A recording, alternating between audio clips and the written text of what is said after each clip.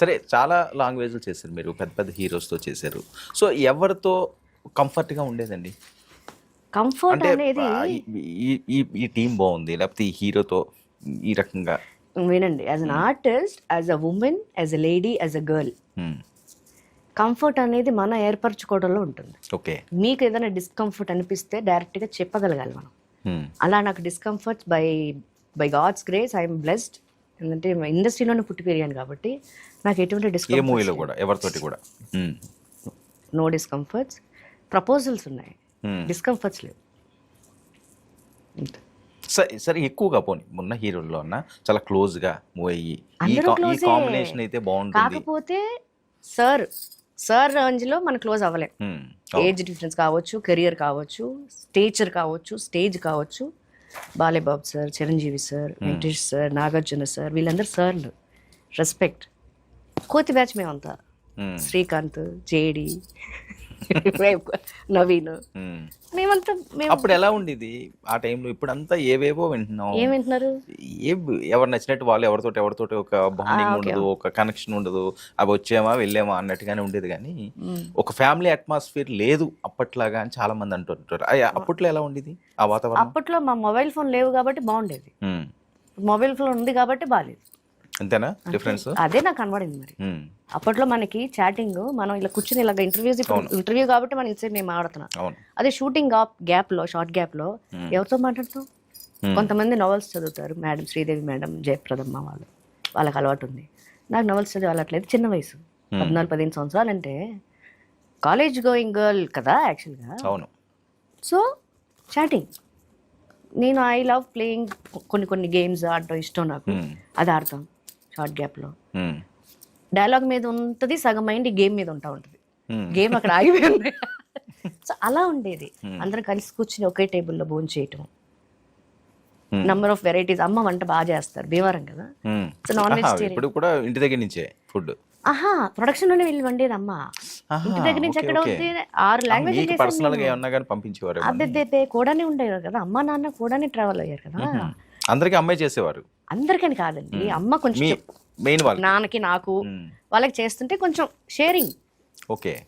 ఆ అలవాటు ఇప్పుడు నాకు వచ్చింది. మీరు బాగా చేస్తారా? తినేవాళ్ళు చెప్పాలి. మన వంట నా వంట నాకు బాగానే ఉంటుంది. శ్రీవారు చెప్తారు కదా, ఆయన చాలా బాగా తింటాడు.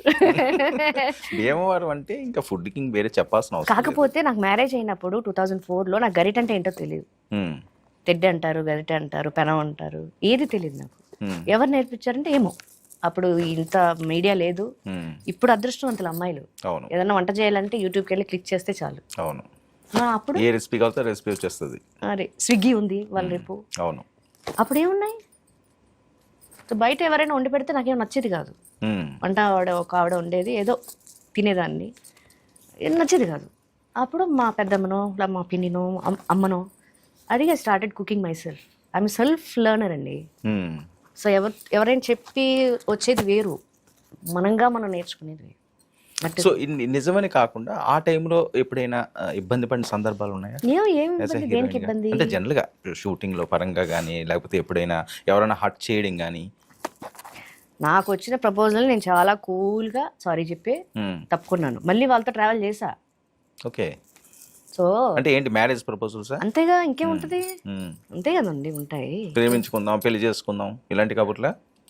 ప్రేమించుకుందాం అంటే మనం కొంచెం అబ్బాయి టైపు, కొంచెం ఎక్కువ మనకి దేకం. ఇప్పటికి ఉంది అలవాటు. ఎవరైనా వస్తుంటే ఎదురుగా, మీరు నమ్మరు, ఎయిర్పోర్ట్ లో మా పెళ్ళైన 1 year 2 years అవుతుంది, చెన్నై వెళ్ళాం పని మీద, ప్రాపర్టీ పని మీద. అమ్మ, నేను, మా ఆయన చెన్నై వెళ్తే ఎయిర్పోర్ట్ లో క్యూలో నిలబడి ఉన్నాం. బోర్డింగ్ అనౌన్స్ చేశారు.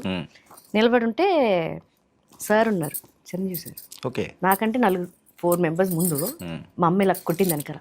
అబ్బా ఏంటంటే సార్, ఏ సార్ చిరంజీవి చూస్తే నించున్నారు, గౌగల్స్ పెట్టుకుని వాజ్ హోల్డింగ్ బ్రీఫ్ కేస్ పెట్టుకుని నించుంటే రాసి ఆయన చేయి పట్టుకుని, పెళ్ళికి ఎవరిని పిలవలేదు కదా, గౌవ తీసుకెళ్ళి సార్ అంటే చూసా అప్పుడు కొంచెం పుటాన్ అయ్యే ఉన్నా, చూసా కానీ ఏంటి ఇక్కడ అన్నారు. సార్ మ్యారేజ్ అయిందా? అవునవునవును అయింది కదా. అవును సార్ ఎవరికి చెప్పలేదు కదా. సారీ సార్ చెప్పలేదు, మా ఆయన నివాస్ అంటే ఆయన పిచ్చ ఫ్యాన్. అటు సైడ్ అంటే ఇంకా ఆయనకి ఉన్న క్రేజ్ ఎవరు అందరికి తెలిసిందే కదా. So he took a blessings and brief case నాకు ఇవ్వండి సార్ మీరు ఎందుకు పట్టుకుంటారు, హీ హోల్డెడ్. తర్వాత చాలా సౌమ్యుడు, దూరం వెళ్ళిపోయాడు ఆయన. చాలా సౌమ్యుడుగా ఉన్నాడే, మంచి అబ్బాయిని చేసుకున్నావు అన్నారు. Thank you sir. So this is all automatically happens. వాంటెడ్గా నా లైఫ్లో ఏది జరగలేదు, ఆటోమేటిక్గా బై నేచర్ ఎలా చెప్పిందో అలాగే వెళ్ళిపోతాం అంతే.